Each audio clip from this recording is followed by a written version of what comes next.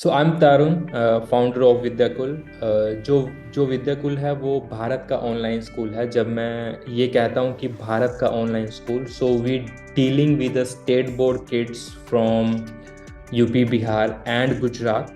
वो बच्चे जो दूर दराज गाँव में रहते हैं, वो स्टूडेंट्स जिनको एक बेसिक एजुकेशंस में यहाँ पे स्ट्रगल हो होता है डे टू डे लाइफ में। We helping this kids to learn academic in their local language, basically dialogue based, and helping them to get better in their academic and empowering them for better future.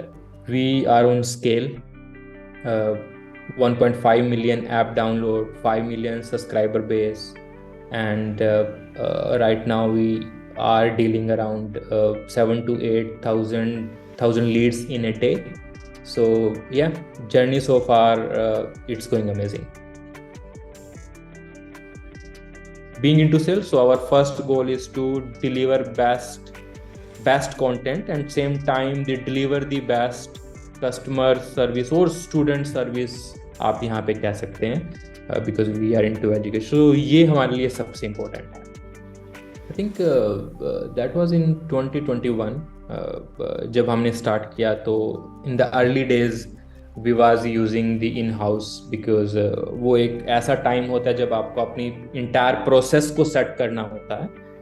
उस समय में हमने in house में ही अपना एक basic CRM जो होता है कि आपके पास लीड आ रही है, आपका जो जो टीम है उस लीड को मैनेज कर रही है, तो एक बेसिक सीआरएम हमने अपने यहाँ पे रखा हुआ था। That time we was getting like 100 to 150 leads a day.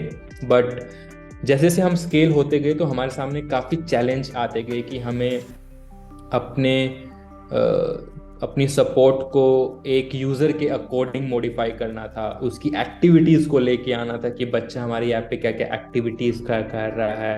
And again then you have a list of things which you want to manage into your CRM, चाहे वो कॉल फॉरवर्डिंग हो, या फिर वहाँ पे रिमार्क हो, बच्चे को कॉल बैक हो, व्हाट्सएप इंटीग्रेशन हो, मैसेजेस हो, उस बच्चे की एक्टिविटीज़ हो कि वो बच्चा आपके ऐप पे क्या एक्टिविटीज़ कर रहा है।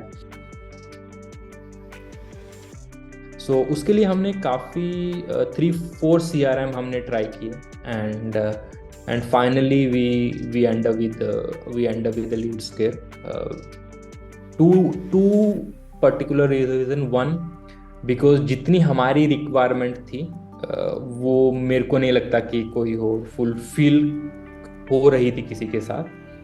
And second, we wanted to customize because we was into early stage, and I am very happy to see कि उस कस्टमाइजेशन से जिस स्केल पे अभी हम आए हैं, that is like huge difference. So वो जो कस्टमाइजेशन था वो किसी अदर प्लेयर के पास नहीं था। So that's why we choose the LeadScape.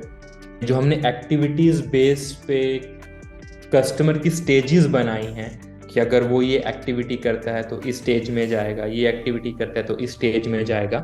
जो एक्टिविटीज़ बेसिस पे हमने अपने यूज़र की स्टेजेस बनाई हैं, that we really loved it, and I think that's the key feature or stages which help us to scale. We are very happy to see कि while we are scaling, our conversion is also scaling. Sales की तरह आप इसको देखते हो।